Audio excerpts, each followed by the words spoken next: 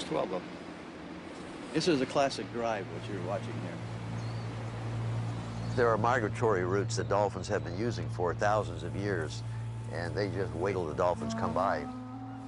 The boats then put these long poles in the water, which have a flange on the bottom, and they just bang on these poles with hammers, and they create a wall of sound, which frightens the dolphins.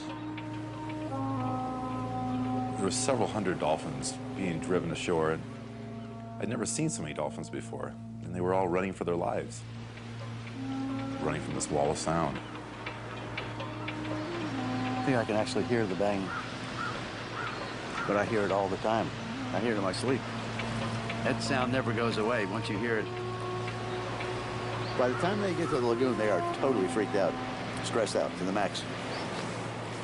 They seal it, then they go home. The next morning, all of these dolphin trainers will be lined up, selecting the ones that they want for the dolphinariums.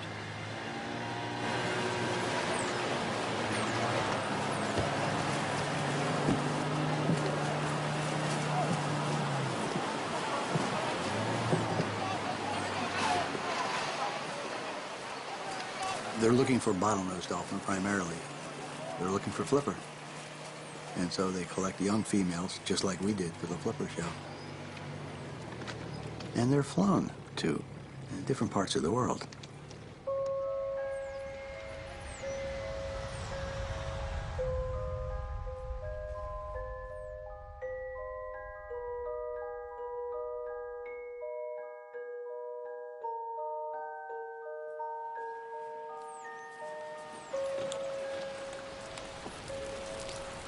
I could have my own dolphin facility somewhere in the Caribbean and be making $2 or $3 million a year like these guys if I wanted to.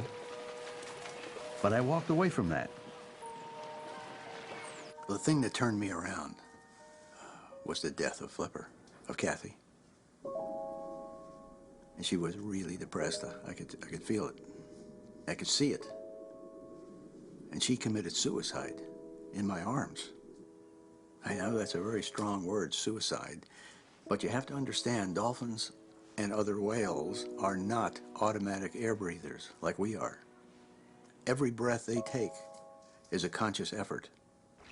And so they can end their life whenever life becomes too unbearable by not taking the next breath. And it's in that context I use the word suicide. She did that.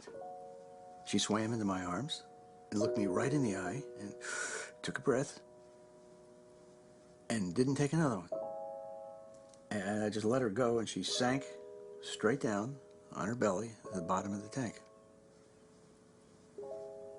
The next day, I was in the Bimini jail for trying to free a dolphin at the Lerner Marine Laboratory.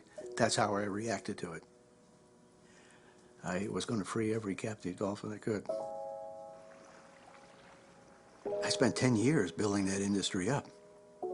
And I spent the last 35 years trying to tear it down.